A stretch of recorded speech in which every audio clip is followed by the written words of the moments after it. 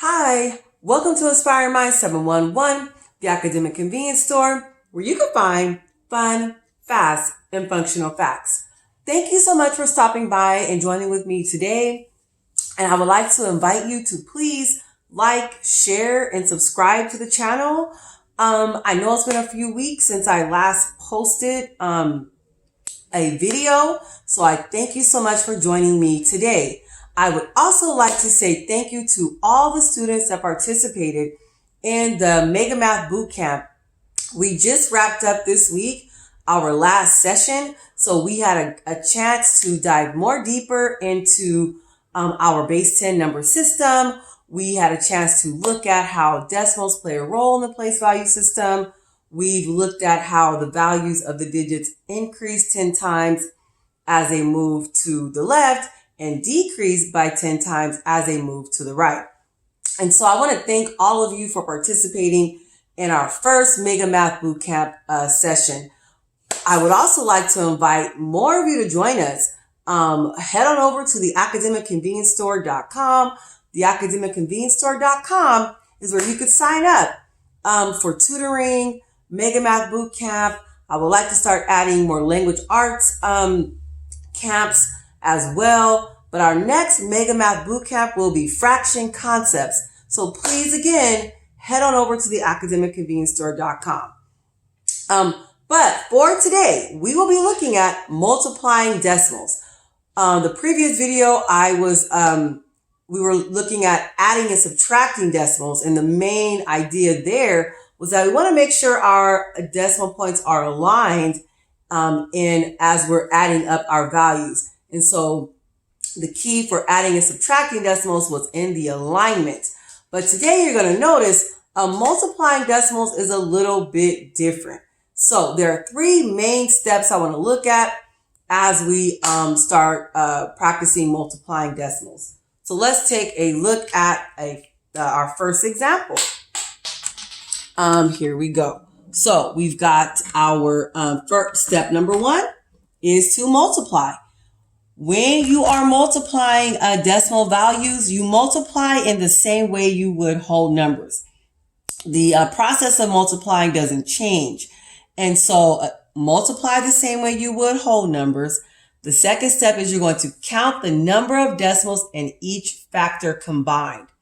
So we have 4 times 3 is 12. I'm going to carry or regroup my 1. 4 times 5 is 1. 4 times 5 is 20 plus 1 is 21. So step 2, count the number of decimals in each factor. What are my factors? The values that I am multiplying by. So if I have 4 times 3, 4 and 3 are my factors. Okay, so I'm going to count. There's 2 digits after the decimal point in each of these values. So 1 and 2. The 0.3 and the 0.4 are 2 decimal values here.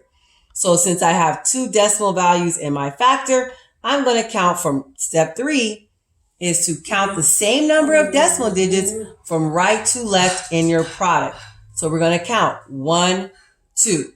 Since there are 2 decimal values in my factors, I count over 2 decimal places in my product. So my final product, 2.12. Okay, let's look at another example. 6.23 times 4.5. 5 times 3 is 15. I regroup or carry my 1. 5 times 2 is 10. Plus 1 is 11. Regroup.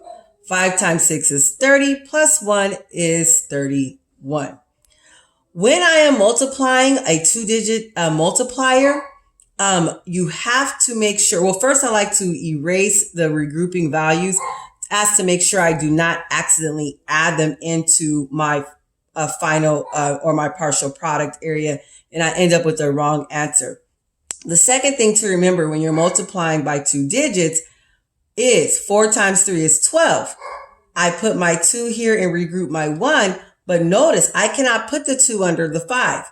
If the decimal point wasn't there, this will be a value in the tens place. So if I'm multiplying by a tens place, I have to put my partial product in the tens place. And oftentimes you will see people put like an imaginary 0 or a dotted 0 That's just a whole place value, so we do not put the 2 under the 5, and we end up adding the wrong partial product. Okay, so 4 times 3 is 12. Regroup my 1. 4 times 2 is 8, plus 1 is 9. 4 times 6 is 24. Then I'm going to add my partial product. Okay, so I have here 5 plus 0 is 5. 2 plus 1 is 3. 9 plus 1 is 10. Regroup my 1. 4 plus 3 is 7.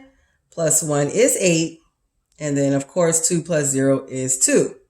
So if I go back to my steps, count the number of decimals in each factor combined. So in this case, I have 1, 2, and 3. There are 2 digits after the decimal point and 6.23. And there's 1 digit after the decimal point and 4.5. Okay, so that's 1, 2, 3. And then step 3, count the same number of decimal digits from right to left in your product. So here we go. 1, 2, 3 in my factors. From right to left, I count over 1, 2, and 3. I'll rewrite it at the top here. The final product is 28.035.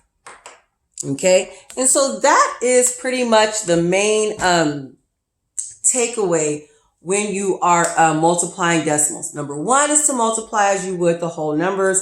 Number 2 is count how many decimal digits are in each factor. And number 3, count that same amount of decimal digits, that many spaces over from right to left, plugging in that decimal point in that space. You've got to be careful because if your decimal point is in the wrong place, you have a wrong answer. And so because the decimal point gives us the value or infuses those digits with the values of those numbers. Okay, so it's so important to put the decimal point in the correct place.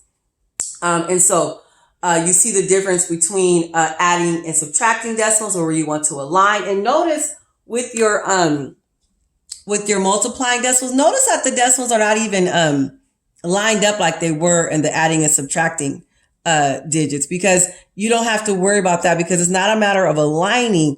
It's a matter of placement when you're dealing with multiplying the decimal value. I mean, it's still a matter of placement with adding and subtracting as well, but how you get to placement is a little bit different.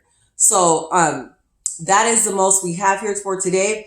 Also know that you could have solved these using the distributive property, where you would take these same values and make it, and in the expanded form, go back a few videos before where we looked at the expanded form, and you could solve it using distributive property, or you could have taken these same values and threw them into like an area chart, and similar to like the break apart method. Either way, you're going to still have to make sure your decimal point is in the proper place, and probably at some point have to count up the digits in the partial product as well. Count up the number of decimal digits involved. And so that's all I have for you tonight. I just want to say thank you again for stopping by, and I can't wait to see you over as well at theacademicconvenience store.com. Thank you and have a good night.